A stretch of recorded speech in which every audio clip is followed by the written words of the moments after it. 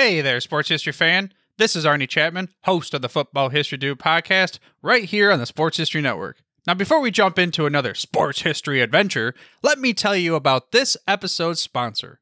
We partnered with Rochester Sports Autographs, the largest JSA authenticated autograph distributor in the United States, where you can get deals on over 30,000 autographed sports collectibles. They even have film, music, and other entertainment autographs on the site, so there's something for everyone. Perhaps you're looking for a gift for Mother's Day, or maybe Father's Day. Heck, who needs a holiday as an excuse to give a piece of sports history to your loved ones? Or how about yourself? Today seems like a great day to add to your sports cave, right? But how is RSA able to offer such great deals on JSA authentication, you ask? Well, they do this by making deals directly with athletes, so there are no extra markups, and they choose to pass these savings on to the customer. All orders from Rochester Sports Autographs are top quality and shipped to your door with top authentication and money-back guarantee. And to make sure RSA knows that the Sports History Network sent you, we created a special link for you. All you have to do is head to shoprsa.com/SHN. Again, that's shoprsa.com/SHN. Head over there to get your piece of sports history today.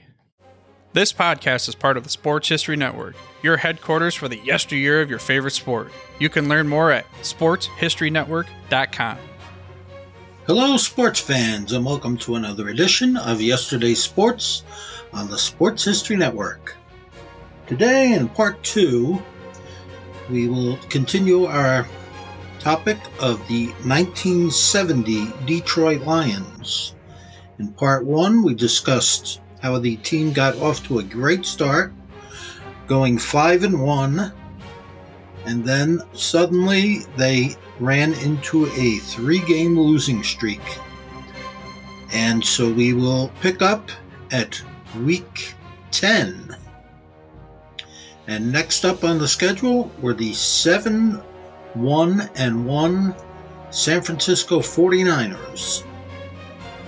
The Lions outgained the 49ers on the ground 187 yards to 56 and forced 3 John Brodie interceptions to win the game easily, 28-7. Running back Mel Farr ran for 117 yards on just 16 carries. Quarterback Greg Landry got the start for the second week in a row and finished the game with a 122.8 passer rating. On Thanksgiving Day, the Lions' defense had a tough time stopping Raiders receiver Fred Biletnikoff and fell behind 14-0 in the first quarter. But from then on, it was all Lions, as their ground game churned out 262 yards. Mel Farr had another big game, rushing for 104 yards. Greg Landry, now the established starting quarterback, had another excellent game. One of the advantages of having Landry at quarterback is that he could run as well as pass. In this game, he ran for 77 yards on 7 attempts. Next up was the 8-2-1 St. Louis Cardinals on a cold, windy day at Tiger Stadium. The Lions' defense was back to playing the way they had earlier in the season, allowing only 146 total yards and 6 first downs. It was a defense with 3 future Hall of Fame players: defensive tackle Alex Karras, cornerback Lem Barney, and cornerback Dick LeBeau. On offense, they had future Hall of Famer Charlie Sanders at tight end. There were only 2 games left in the season, and the Lions needed to win them both to have any chance of reaching the playoffs. The Vikings had clinched the Central Division title, which left only 3 playoff spots. After 12 weeks of play, The Rams, 49ers, and Cardinals all stood at 8-3-1, while the Giants, Cowboys, and Lions were 8-4. The Lions' Week 13 opponent was the Los Angeles Rams. The Lions' defense held the Rams to just 47 yards on the ground, but they had a tough time trying to contain the Rams' passing attack, giving up 334 yards. 150 of those yards were gained by Rams receiver Jack Snow. But Detroit prevailed 28-23. With the Rams and Cardinals losing their Week 13 games, the Lions had to win their final game and hope for the Cowboys or Giants to lose.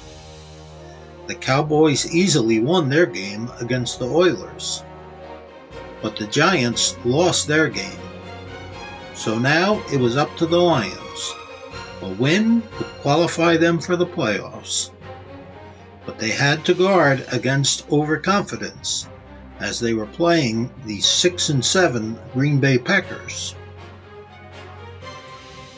With only a 6-0 lead going into the fourth quarter, the Lions were making their fans nervous. But 2 touchdowns in the final quarter, one a 49-yard interception return by Lem Barney, gave Detroit a 20-0 victory and their first trip to the postseason since 1957. It wasn't a great game for the Lions' offense, but their defense came through again, allowing only 124 total yards. The Lions' 10-4 record was not the result of an easy schedule, as only 6 of their 14 opponents had a losing record. Detroit traveled to Dallas, feeling confident and prepared. But their offense couldn't get anything going all day against the Doomsday defense, gaining just 156 total yards and 7 first downs. The Lions' defense, which had played so well for most of the season, gave up 209 yards rushing, 135 to rookie running back Dwayne Thomas. But while they may have bent, they didn't break, allowing only a field goal. Doomsday added a safety to make the final score 5-0. Detroit almost pulled it out toward the end of the game, but a Mel Renfro interception sealed the deal for Dallas. While it was a disappointing end, it was a season to remember.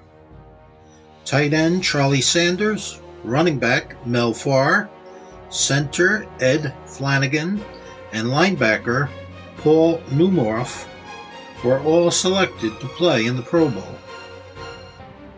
The Lions would not have another legitimate shot at a Super Bowl appearance until 1991, when they went 13-4 before losing to Washington in the NFC Championship. That concludes our podcast. Hope you enjoyed it. Thank you, and God bless. This podcast is part of the Sports History Network, your headquarters for the yesteryear of your favorite sport. You can learn more at sportshistorynetwork.com. Hey there, sports history fan. This is Arnie Chapman, aka the Football History Dude, and I hope that you enjoyed this recent episode presented by the Sports History Network and were able to learn some good old-fashioned sports history knowledge nuggets. I started the Sports History Network back in 2020 with the mission to help podcasters find a community of like-minded sports history nerds, as well as helping aspiring podcasters to start their own shows. We have a little bit over 30 shows on the network right now covering all sorts of sports history, but as far as I'm concerned, we're just at the toothpick in the ocean moment, that can't even figure it out because there's so much more coming. We wanted to create the ultimate headquarters for sports yesteryear, starting with Podcast Network and our website, but we're going to continue to move into other mediums as well. And here's the cool part, because we want you to be part of our team. So if you're interested in starting your own podcast, or maybe being a guest on one of our shows, or who knows, maybe even writing an article for us over on the website. Seriously, all you gotta do is reach out to us on the contact page over at sportshistorynetwork.com. You can be as technologically savvy as a Neanderthal tapping on a stone trying to figure out this whole hieroglyphics thing back in the day. Again, it doesn't matter, because even if you don't understand the whole podcast space, we have a production team that can pretty much help you out with doing everything. All you gotta do, head over to sportshistorynetwork.com, head to the contact page, fill it out. That message goes right to me, and I'll reach out to you as soon as I can. But for now, dude, I'm through if you're through.